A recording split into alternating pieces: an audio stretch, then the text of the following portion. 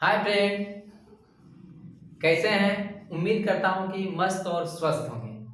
चलिए आज हम आपके साथ जुड़े हैं एक नया वीडियो लेकर के, जिसमें आज हम आपको बताएंगे ऑनर्स पार्ट वन का मैथ का सिलेबस। तो चलिए हम देखते हैं ऑनर्स पार्ट वन का मैथ का सिलेबस। तो देखिए, तो बच्चे जो है मैथ ऑनर्स जो है या तो बीए करते हैं या बीएससी करते हैं। मैथ ऑनर्स बच्चा लोग क्या, स्टूडेंट क्या करते हैं, या तो बीए करते हैं या बीएससी करते हैं। बहुत बच्चे के मन में ये डाउट रहता है बीए कब होता है और बीएससी ऑनर्स कब होता है। तो ऑनर्स पेपर तो आपका मैथमेटिक्स ही रहेगा, लेकिन बीएससी कब होगा और बीए कब होगा ये आपको हम बताने वाले हैं आज। देखिए, सबसे पहले हम लोग समझ लेंगे कि मैथ का सिलेबस क्या है। तो मैथ का सिलेबस जो है हम लोग का कुछ इस तरह से है। टोटल ऑनर्स में part one, part two, part third, तीन पार्ट में जो है आपको part one, part two, part third में टोटल ऑनर्स पेपर जो है 8 पेपर का ऑनर्स पेपर का एग्जाम होगा।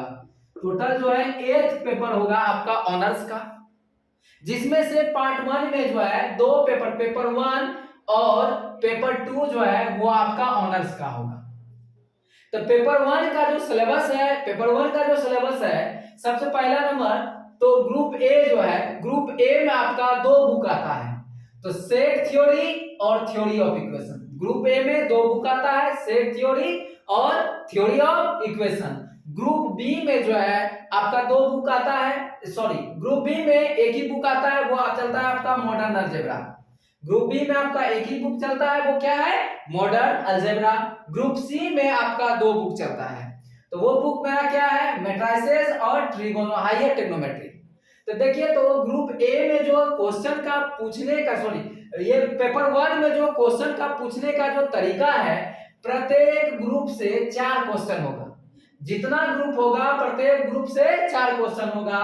सेट थ्योरी से आपका 2 क्वेश्चन होगा, थ्योरी ऑफ इक्वेशन से 2 क्वेश्चन होगा, मॉडर्न अलजेब्रा से 4 क्वेश्चन होगा, मैट्रिसेस से आपका 2 क्वेश्चन होगा और आपका हायर ट्रिग्नोमेट्री से 2 क्वेश्चन होगा। तो क्वेश्चन पूछने का जो पैटर्न होगा टोटल ये हो गया। इसमें से आपको जो है यहाँ देखिए 2 4 यहाँ हो गया, 4 8 हो गया, 4 12 क्वेश्चन में से आपको 5 क्वेश्चन का आंसर करना है। प्रत्येक क्वेश्चन जो है आपका 16 मार्क्स का होगा, 16 मार्क्स का होगा। प्रत्येक क्वेश्चन आपका 16 मार्क्स का होगा, जिसमें से 12 क्वेश्चन में से आपको 4 क्वेश्चन का जवाब करना है। लेकिन कंडीशन है, शर्त क्या है, प्रत्येक ग्रुप से एक क्वेश्चन टच करना चाहिए। प्रत्येक ग्रुप से कम एक क्वेश्चन टच करना चाहिए। तो यहाँ देखिए आपका हो गया 16 क्वेश्चन में 12 क्वेश्चन में से 5 क्वेश्चन का आंसर करना है।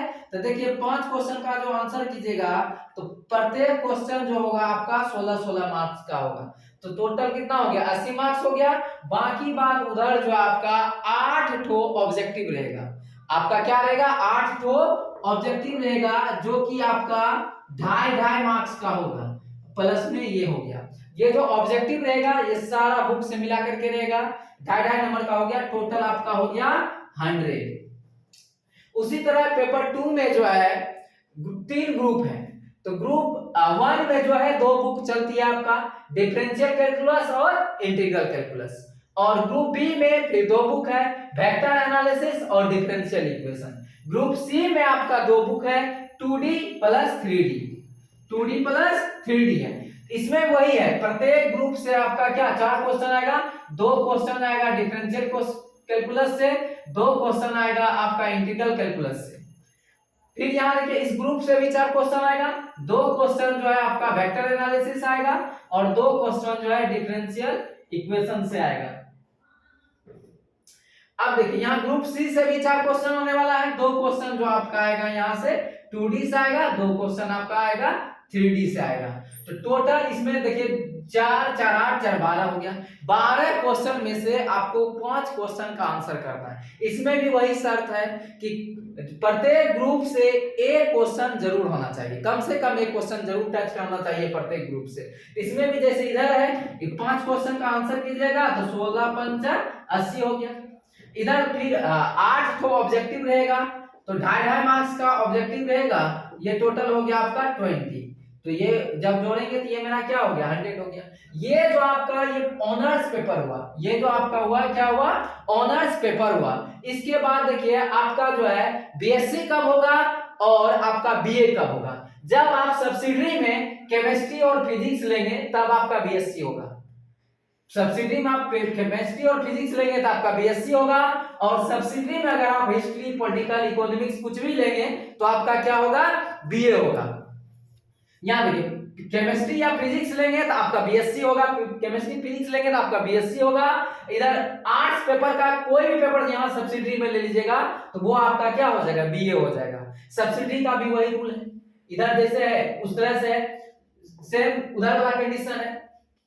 यहाँ देखिए इसमें क्या करना है आपका फिजिक्स केमिस्ट्री 100 मार्क्स का होगा, जिसमें से प्रैक्टिकल होगा और आपका थ्योरी का एग्जाम होगा। हिस्ट्री का जो आपका 100 मार्क्स का होगा ये तो ऑप्शनल है, सबको लेना ही होता है, हिंदी प्लस इंग्लिश, या तो हिंदी 100 का ले लीजिए या इंग्लिश 100 का ले लीजिए। आपका जो रिजल्ट बनता है ऑनर्स पेपर पर बनता है, ये पेपर 1 और पेपर 2 के बेसिस पर बनता है। मतलब कम से कम जो है इस दोनों पेपर जैसे 200 का पेपर 1 और पेपर 2 दोनों मिला करके टोटल कितना मार्क्स हुआ 200 मार्क्स हुआ।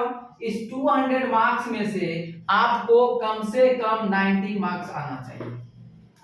200 मार्क्स में से कम आपको 90 मार्क्स आएगा तभी आप पास होंगे, नहीं तो आप ऑनर्स में फेल कर जाएंगे। तो पास होने के लिए दोनों पेपर मिला करके कम से कम 90 आना चाहिए। ये भी हो सकता है किसी पेपर में 30 आ गया, किसी पेपर में 60 आ गया, तब पर भी आप पास माने जाएंगे। तो आपका ऑनर्स पेपर के बेसिस पर आपका रिजल्ट बनता है। सब्सिडी का वो आपका वहां जरूरत पड़ता है अगर बाय द वे आप कहीं कंपटीशन का एग्जाम देने गए तो सब्सिडी में जिसका नंबर रहेगा, मान के चलिए आपका ऑनर्स पेपर का परसेंटेज सही है, दोनों का इक्वल है, तब वहां जो मार्क किया जाता है आपका सब्सिडी पेपर के अनुसार किया जाता है, मार्क आपका सिलेक्शन होता है। तो सब्सिडी भी पढ़ना बहुत जरूरी है, नहीं तो आगे चल करके बहुत दिक्कत होता है। चलिए अब हम मिलते हैं अगले वीडियो में, तब तक के लिए गुड बाय।